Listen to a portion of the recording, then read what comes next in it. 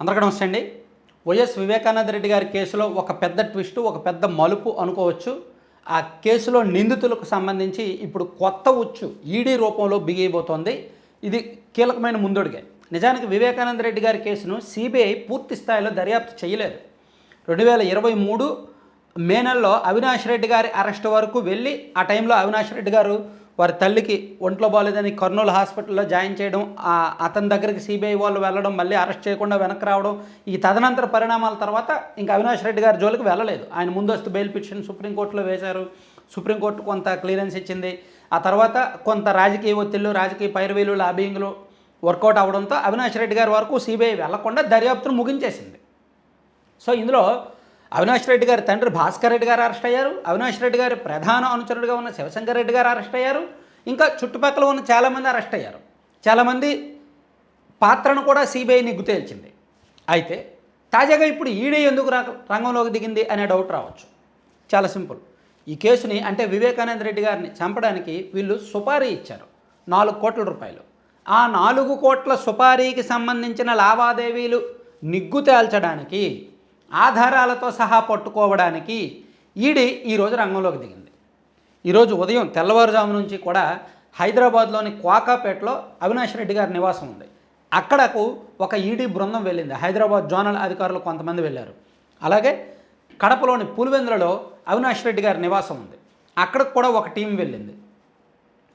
అక్కడ వెళ్ళినప్పుడు అక్కడ ఇల్లు తాళం వేసి ఉంది. ఒక గంటన్నర వెయిట్ చేశారంట. వెయిట్ చేసిన తర్వాత ఎప్పటికీ ఎవరు రాకపోవడంతో అవినాష్ రెడ్డి గారి బాబాయ్ మనోహర్ రెడ్డి గారిని పిలిపించి ఆ తాళాలు ఓపెన్ చేయించి అప్పుడు లోపలికి వెళ్ళి తనిఖీలు చేస్తున్నారు. సో ఇప్పటికీ కూడా నేను ఈ వీడియో రికార్డ్ చేస్తున్న సమయానికి కూడా అటు హైదరాబాద్లోను, అలాగే ఇటు పులివెందుల్లోను, అలాగే కడపలోను మొత్తం మీద 10 చోట్ల ఈడీ తనిఖీలు చేస్తోంది, సోదాలు చేస్తోంది.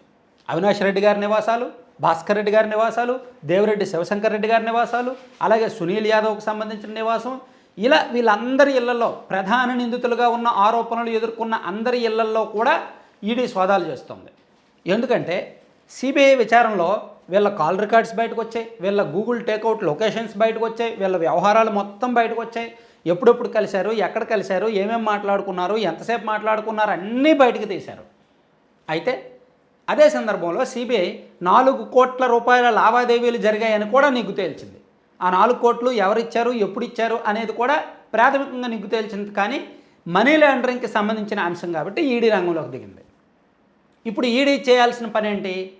సో ఎవరు డబ్బులు, ఈ 4 కోట్లు వీళ్ళు ఎలా సంపాదించారు, ఎవరికి ఇచ్చారు, సో ఈ మనీ లావాదేవీలు ఏ విధంగా జరిగాయి, ఎప్పుడు జరిగాయి, దానికి సంబంధించిన ఆధారాలు ఏంటి, బ్యాంక్ లావాదేవీలో లేదంటే క్యాష్ ఇచ్చారా, ఇస్తే అది ఏ విధంగా సమకూర్చారు, సో వీటికి సంబంధించిన మనీ ట్రయల్స్కి సంబంధించిన అంశాలన్నీ కూడా ఈడీ నిగ్గు తేల్చుతారు.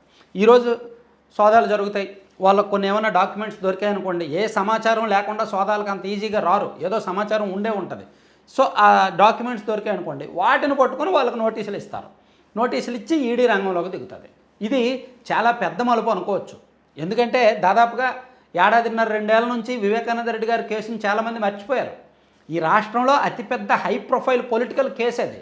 ఒక ముఖ్యమంత్రి గారికి స్వయాన తమ్ముడు, మరో ముఖ్యమంత్రి గారికి స్వయాన బాబాయ్. ఆయన్ను చంపేస్తేనే దిక్కులేదు, ఏం జరిగిందో తెలియదు, ఎవరు చేశారో తెలియదు, ఎందుకు చేశారో తెలియదు.